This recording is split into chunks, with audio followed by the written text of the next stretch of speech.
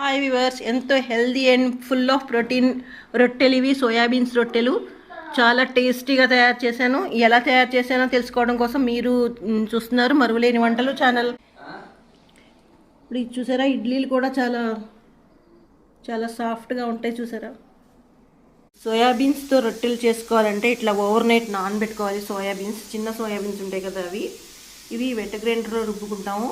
ఇవి నేను ఇప్పుడు 2 స్టైల్స్లో చూపిస్తాను. బాగా మెత్తగా రుబ్బి ఇడ్లీ పిండిలా రుబ్బి మెత్తగా ఉన్న రొట్టెలు, కొంచెం బరగ్గా రుబ్బి కొంచెం గట్టిగా ఉన్న రొట్టెలు ఎలా అయినా చేసుకోవచ్చు.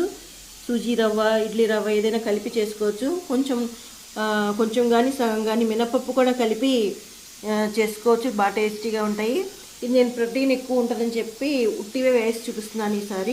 గట్టి రొట్టెలు వేయడానికి ఇదేమో చూసారా, సాఫ్ట్గా మెత్తగా వేసుకున్నాను, వెన్నపూసలు అయిపోతాయి. ఇక కొంచెం గట్టిగా రుబ్బుకున్నాను కదా, దీంట్లో నేను బొంబాయి రవ్వ కలుపుతున్నాను. బొంబాయి రవ్వ కొంచెం తడుపుకొని కలుపుకోవాలి.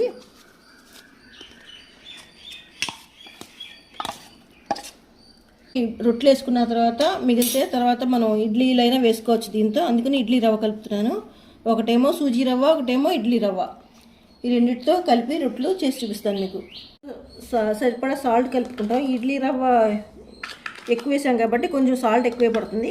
దీంట్లో మాత్రం చాలా తక్కువ పడుతుంది సాల్ట్, బొంబాయి రవ్వ తక్కువ వేసాం కాబట్టి. అది ఇడ్లీ పిండిలా రెడీ అయిపోయింది.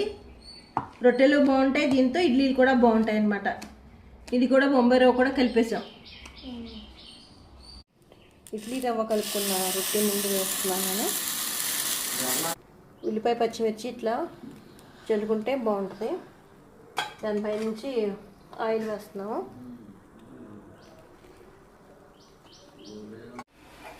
ఇది చక్కగా 2 వైపులా రోస్ట్ అయిపోయినాయి కదా, ఇది తీసేస్తున్నాను. ఇప్పుడు సూజీ రవ్వ కలిపిన రొట్టె వేస్తున్నాను అనమాట. ఉల్లిపాయలు పచ్చిమిర్చి చల్లుకుంటున్నాను. ఆయిల్ వేసుకుంటాం. ఇప్పుడు ఈ రొట్టె ఒక సైడ్ అయిపోయింది, సెకండ్ సైడ్ చక్కగా రోస్ట్ అయింది చూసారా. సెకండ్ సైడ్ కూడా టర్న్ చేశాను. ఇప్పుడు ఈ పిండితో నేను ఇడ్లీలు కూడా వేసి చూపిస్తాను మీకు.